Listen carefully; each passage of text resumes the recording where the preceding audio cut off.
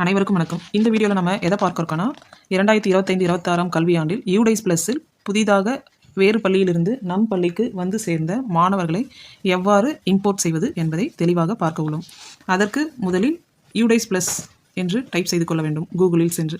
பின்னர் udaysplusgov.in வெப்சைட்டில் சென்று லாகின் ஃபார் ஆல் மாடியூல்ஸ் என்பதை தேர்வு செய்ய வேண்டும். தேர்வு செய்த பிறகு ஸ்டேட் செலக்ட் செய்ய வேண்டும். தமிழ்நாடு என்பதை தேர்வு செய்த பிறகு கோ என்ற ஆப்ஷனை கொடுக்க வேண்டும். அதன் பிறகு ஸ்டூடெண்ட்ஸ் மாடியூல் லாகின் ஆப்ஷனை தேர்வு செய்து கொள்ள வேண்டும். தேர்வு செய்து கொண்டு யூசர் ஐடி மற்றும் பாஸ்வேர்ட் டைப் செய்த பிறகு கேப்சா டைப் செய்ய வேண்டும்.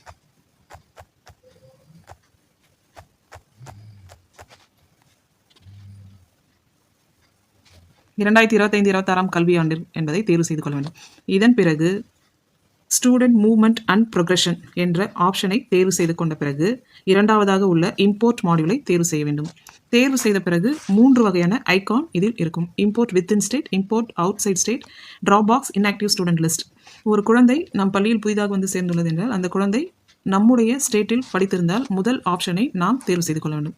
தேர்வு செய்து கொண்ட பிறகு ஸ்டூடெண்ட் பென் நம்பர் மற்றும் டேட் ஆஃப் பர்த் அப்டேட் செய்ய வேண்டும். குழந்தையின் பென் நம்பர் தெரிந்திருப்பின் இந்த ஆப்ஷனை நாம் தேர்வு செய்து கொள்ளலாம். பென் நம்பரை தற்போது நான் டைப் செய்கிறேன்.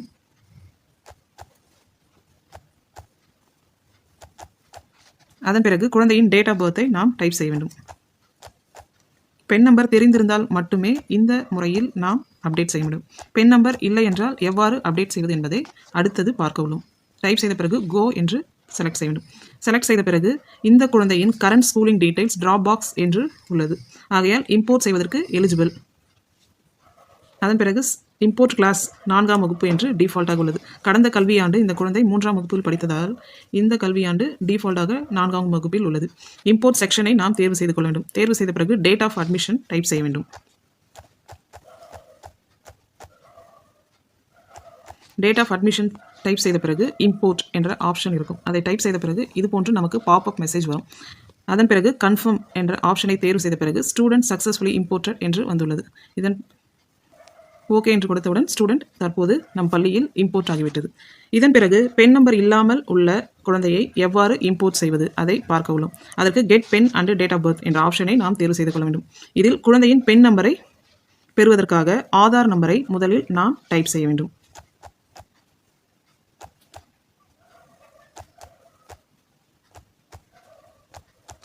அதன் பிறகு இயர் ஆஃப் பர்த் டைப் செய்ய வேண்டும்.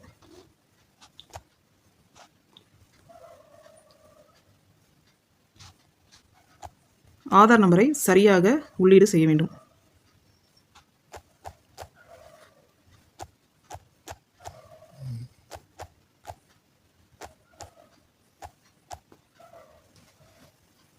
கொடுத்த பிறகு ஒருவேளை ஆதார் நம்பர் தவறாக டைப் செய்தால் நமக்கு மேலே வந்த போன்று மெசேஜ் வரும். தற்போது குழந்தையின் ஆதார் நம்பரை சரியாக டைப் செய்துவிட்டோம். குழந்தையின் பென் நம்பர் மற்றும் டேட் ஆஃப் பர்த் நமக்கு டிஸ்பிளே ஆகியுள்ளது. இப்பொழுது குழந்தையின் பென் நம்பரை நாம் சர்ச் பண்ணி எடுத்துவிட்டோம். இதை காப்பி செய்து கொள்ள வேண்டும். காப்பி செய்த பிறகு ஸ்டூடெண்ட் பென் நம்பர் என்ற ஆப்ஷனில் ஏற்கனவே செய்த முறை போன்று நாம் பென் நம்பரை டைப் செய்து கொள்ள வேண்டும். டைப் செய்த பிறகு டேட் ஆஃப் பர்த்தை டைப் செய்ய வேண்டும்.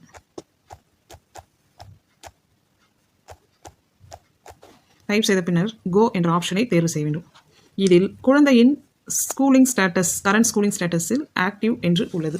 அதாவது இந்த குழந்தை வேறு ஒரு பள்ளியில் ஆக்டிவாக உள்ளது. இந்த குழந்தையை அந்த பள்ளியிலிருந்து இன்னும் ட்ராபாக்ஸுக்கு மூவ் செய்யவில்லை. அவ்வாறு மூவ் செய்யாத குழந்தைகளை நாம் school contact and location details என்பதை தேர்வு செய்தால் இதில் பிரின்சிபலின் கான்டாக்ட் நம்பர் நமக்கு டிஸ்பிளே ஆகும். அவர்களுக்கு நாம் தகவல் தெரிவித்து குழந்தையை ட்ராபாக்ஸில் மூவ் பண்ண சொல்லலாம். அப்படி இல்லை என்று தங்களுடைய பிளாக் எம்ஐஎஸ்ஐ கான்டாக்ட் செய்ய வேண்டும். இது இரண்டாவது ஆப்ஷன். ஒன்று குழந்தை ட்ராபாக்ஸில் இருக்கும் இம்போர்ட் செய்வதற்கு முன்னர். அதன் பிறகு ஆக்டிவ் என்று காமிக்கும்.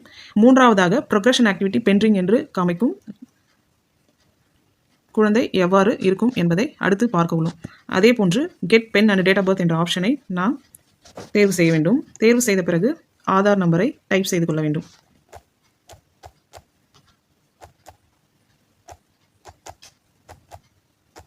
ஆதார் நம்பர் டைப் செய்த பிறகு இயர் ஆஃப் பர்த் டைப் செய்து கொண்டு சர்ச் ஆப்ஷன் கொடுக்க வேண்டும். கொடுத்த பிறகு குழந்தையின் பென் நம்பர் மற்றும் இயர் ஆஃப் பர்த் நமக்கு டிஸ்பிளே ஆகியுள்ளது. தற்பொழுது குழந்தையின் பென் நம்பரை நாம் ஸ்டூடெண்ட் பென் நம்பர் என்ற ஆப்ஷனில் டைப் செய்து கொள்ள வேண்டும்.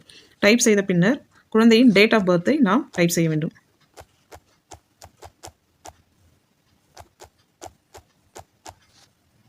டைப் செய்து கோ என்ற ஆப்ஷன் தெரிவு செய்த பிறகு இந்த குழந்தை ஸ்டூடெண்ட்டுடைய ஸ்டேட்டஸ் என்பதில் ஆக்டிவ் மற்றும் ப்ரொக்ரஷன் பெண்டிங், அதாவது இந்த பள்ளியில் இன்னும் ப்ரொக்ரஷன் ஆக்டிவிட்டி முடிக்காமல் உள்ளது என்பதை நாம் தெரிந்து கொள்ளலாம்.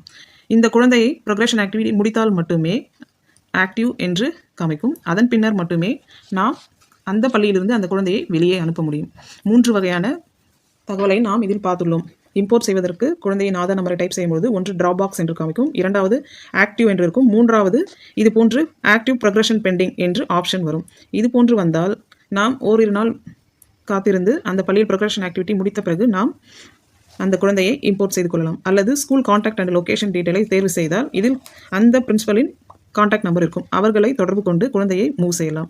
இதுபோன்று குழந்தையை 2ஆம் வகுப்பு முதல் 12ஆம் வகுப்பு வரை நம் பள்ளியில் புதிதாக வந்து சேர்ந்த மாணவர்களை எவ்வாறு இம்போர்ட் செய்வது என்பதை பார்த்தோம். இதே போன்று other state, outside state, குழந்தை ஒருவேளை வேறு ஸ்டேட்டிலிருந்து வந்திருந்தால் அவுட் சைட் ஸ்டேட் என்பதை தேர்வு செய்யும். மேற்கண்டது போன்றே இதிலும் நாம் செய்ய வேண்டும். இதில் கூடுதலாக ஸ்டேட் என்ற ஆப்ஷனை மட்டும் நாம் தெரிவு செய்து பின்னர் ஸ்டூடெண்ட் பென் நம்பர் மற்றும் டேட் ஆஃப் பர்த் போட்டு நாம் இம்போர்ட் செய்து கொள்ளலாம். இதுதான் இம்போர்ட் செய்வதற்கான வழிமுறைகள். இதில் ஏதேனும் சந்தேகம் இருந்தால் கமெண்ட் பாக்ஸில் தெரிவிக்கவும். மேலும் UDICE Plus சார்ந்து ஏதேனும் வீடியோக்கள் தங்களுக்கு தேவைப்பட்டால் கமெண்டில் தெரிவிக்கவும். நன்றி.